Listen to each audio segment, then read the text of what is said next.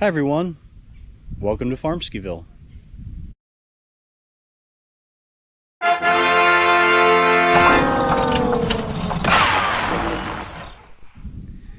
This is going to be your September update. It's early September.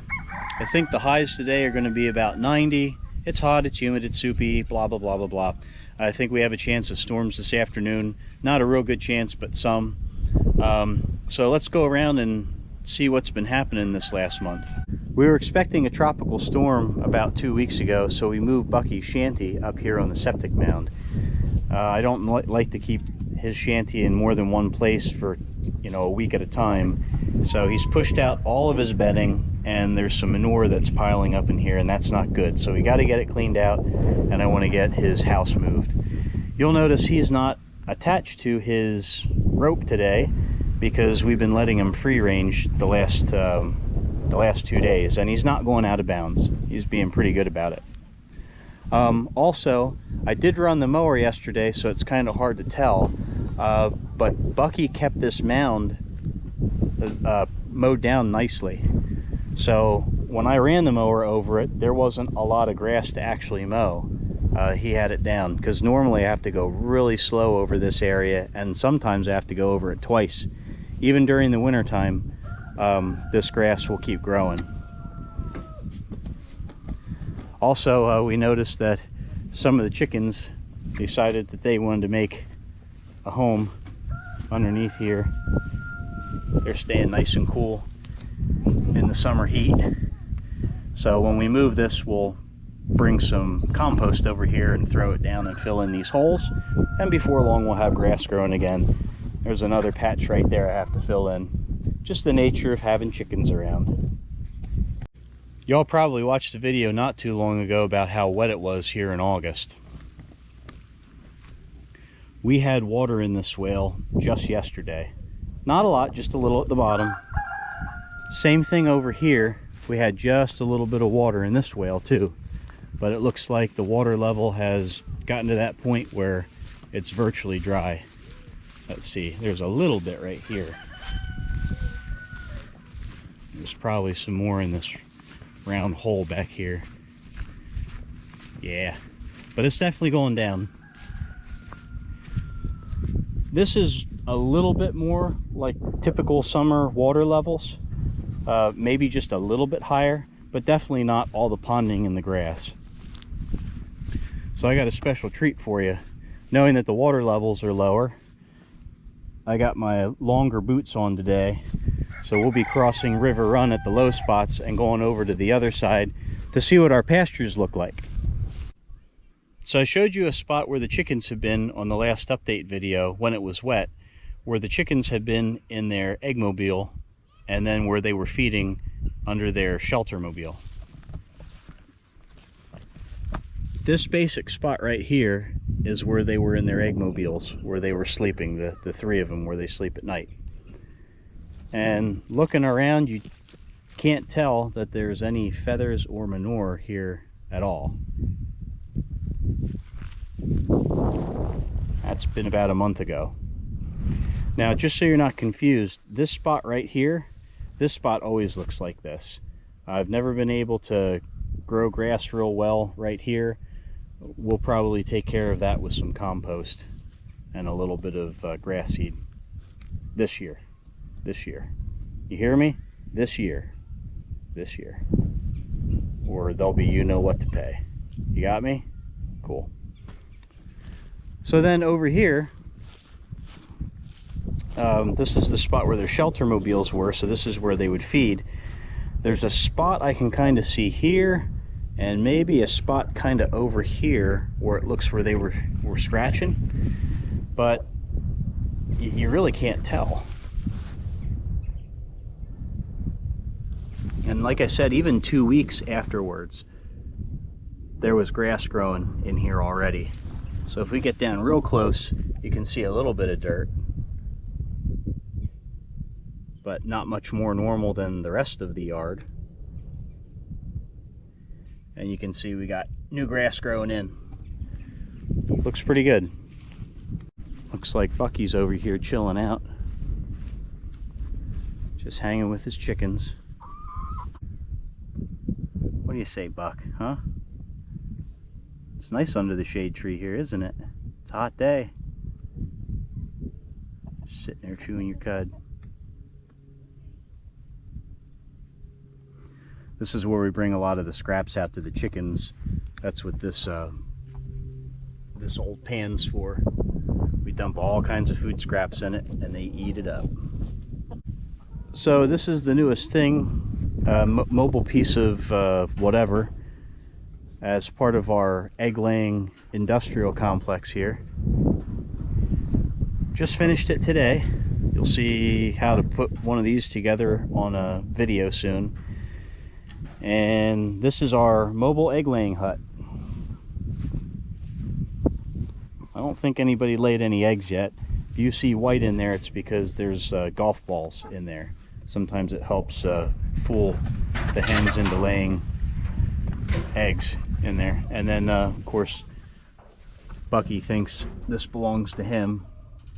Silly goat. So we got this mobile egg laying hut. These are the shelter mobiles. This is just a wagon we use to pull our feed and water around in. And then these are the 3 original mini egg mobiles. We sometimes call them shelter mobiles. I mean, we don't have a real true egg mobile. A real true egg mobile has everything in one piece of equipment.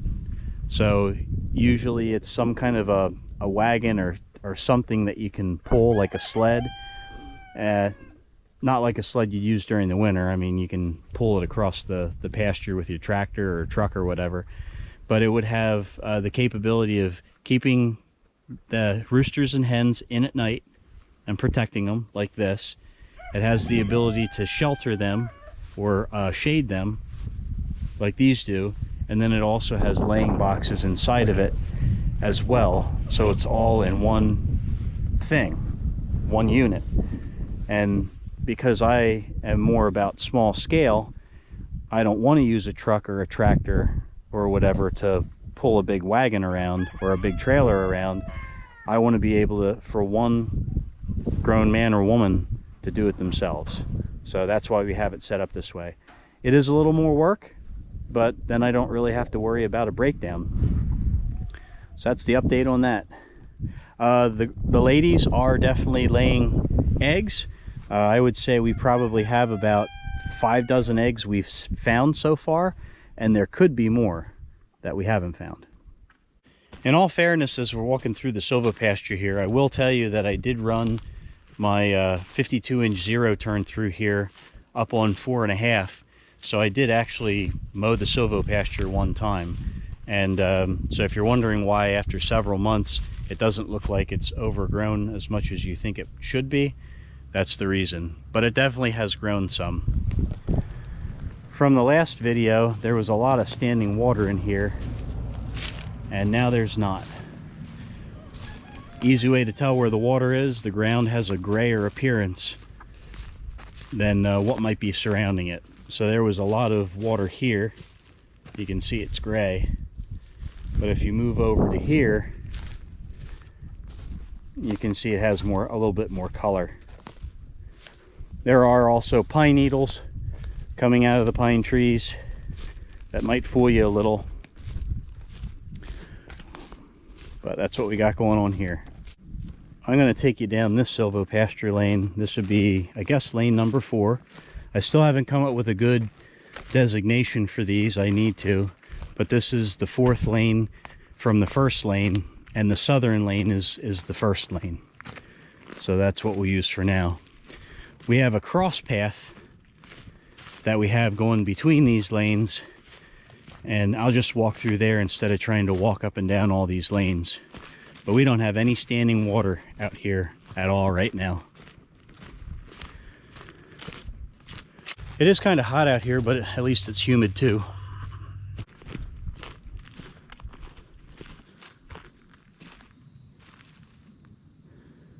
Got some nice grass growth down there though. I think I forgot to mention that it's hot out here.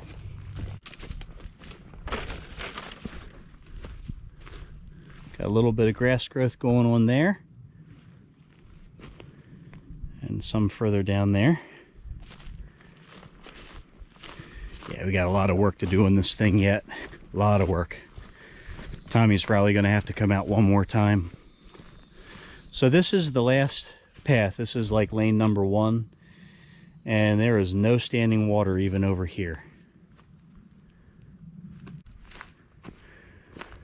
Let's go over and see if we can see where the stream's at. The ground isn't even squishy.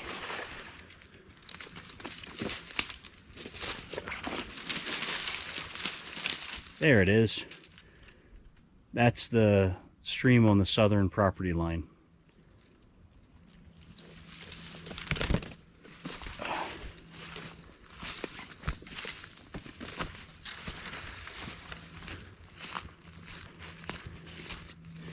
Trying to see if this is, yeah, it's a little moist to the touch, but definitely no standing water.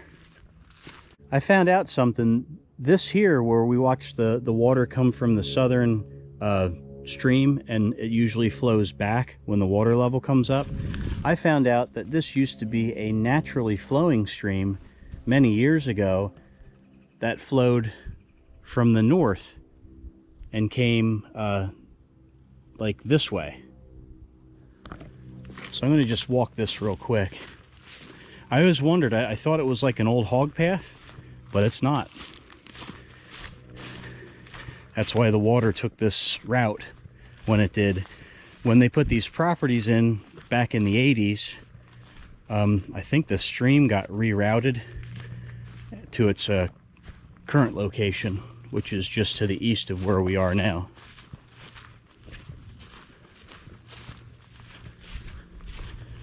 This grass is looking real good here.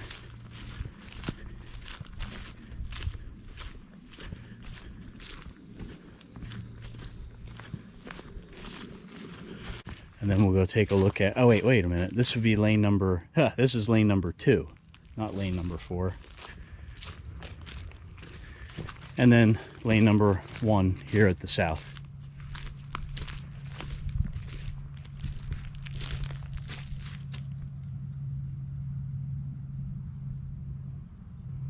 Looking good.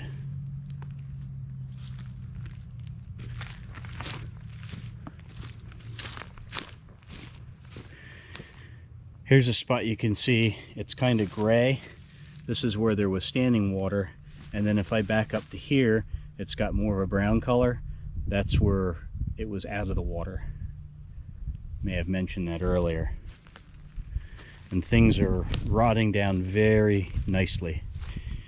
Oh, here's some old hog scat, I think. Here's some more fresh hog scat.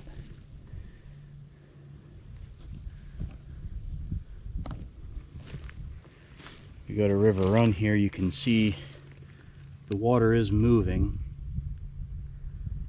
but it's not moving nearly as fast as it was on the last video. Alright, we're going to cross River Run now. This is kind of a nice shallow spot, or shallower than some spots.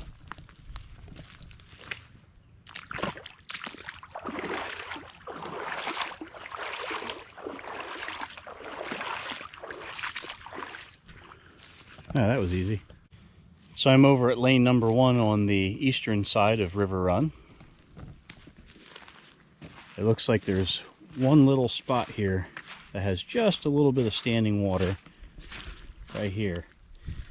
And this is definitely a low spot, because if you come over here, right over here, you can see there's water. I noticed that you can see a lot of gray on the ground here where things were lower, and then as we keep moving this direction, you'll see things will get kind of brown at the high spots where they weren't underwater, like in here.